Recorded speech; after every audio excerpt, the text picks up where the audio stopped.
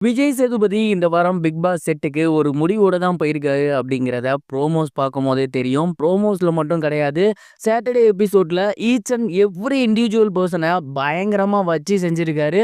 Roast பண்ணியிருக்காரு அப்படிங்கிறது தான் சமீபத்தில் தெரிய வந்திருக்கு. ஒருத்தரையுமே தனியா பாயிண்ட் அவுட் பண்ணி அடிச்சிருக்காரு.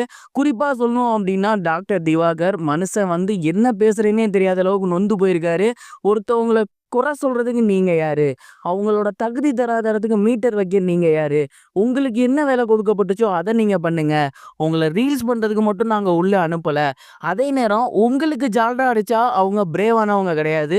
உங்களுக்கு தப்பா பேசுனா அவங்க வந்து பயந்தவங்க, கோலை அப்படின்லாம் கிடையாது. இந்த வீட்ல யாரு வேணா என்ன கருத்த வேணா முன்வைக்கலாம். தயவு செஞ்சு இனிமேல் இந்த வீட்ல இந்த மாரி பண்ணாதீங்கன்னு ஒரே அடியா அடிச்சிருக்காரு. அதே மாரி தான் விஜய் பார்வதியும், நீங்க பேசுறத மத்தவங்க கேட்கணும்னு நினைக்கிறீங்கல்ல, அப்ப மத்தவங்க பேசுறதையும் நீங்க கேட்கணும். நீங்க வந்து தொண பேசிட்டே இருக்கீங்க. பாயிண்ட்டே பேச விட மாட்டேன்றீங்க அப்படின்னு விஜய் பார்வதிக்கும் ஒரு கொட்டு. வினோத் அவர்களுக்கும் கமருதீனுக்கும் சேர்த்தே சொல்லிட்டாரு. அவரு வந்துட்டு வீடியோ பண்றாரு, இல்ல ரீல்ஸ் பண்றாரு. நீங்க ஏன் பின்னாடி போய் கலாய்க்கிறீங்க? உங்க 2 பேத்துக்குமே பர்சனல் ஒர்க்குங்கிறது வேற கிடையாதா? அவரு கலாய்க்கிறது மட்டும் தான் உங்களோட கேம் பிளேவாவே வச்சிருக்கீங்களா? அப்படின்னு இனிமேல் அவர வந்து நீங்க அப்படி பண்ணக்கூடாது அப்படின்னு சொல்லிட்டாரு. அதே மாரி போயிட்டு கனியன் அவங்களோட குரூப்ஸ் இருக்கு இல்லையா?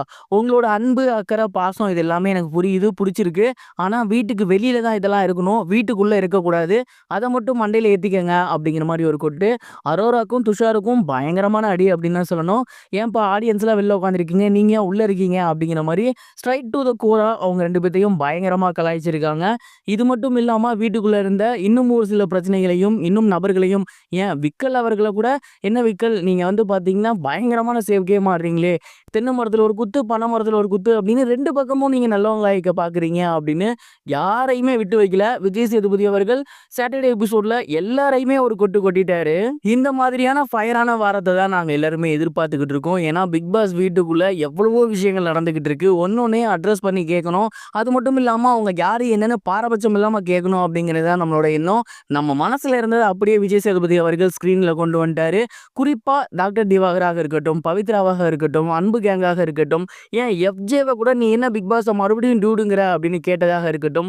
இது எல்லாத்தையுமே பயங்கரமா அவரு ரொம்ப கிளியரா, கோரா கேட்டிருக்காரு. உண்மையிலேயே ஹேட்ஸ் ஆஃப் விஜய் சேதுபதி அப்படின்னு தான் சொல்லணும். இந்த ஒரு விஷயத்த யாரும் எதிர்பார்க்கவே இல்ல. அதே நேரம் விஜய் சேதுபதி அவர்கள் இந்த வாரம் டபுள் எலிமினேஷன் இருக்கணும் அப்படின்னு தான் நினைச்சிருக்காரு. ஆனா சிங்கிள் எலிமினேஷன் தான் நடந்திருக்கு அப்படிங்கிறதும் தெரிய வந்திருக்கு. சனிக்கிழமை அதுவுமா ஒரே ஒரு நபர் தான் எலிமினேட் ஆகியிருக்காங்க. அது கலையரசன் அப்படிங்கிற மாதிரி தான் டாக்ஸ் போய்கிட்டு இருக்கு. மேலும் சண்டே எபிசோட்ல வைல்ட் கார்டு என்ட்ரிஸ் வரப்போறாங்க அப்படிங்கிறதும் தெரிய வந்திருக்கு. இதுக்கப்புறம் பிக் பாஸ் இன்னும் அதகலமா இருக்க போகுது அப்படிங்கிறதுல எந்த ஒரு சந்தேகமும் கிடையாது.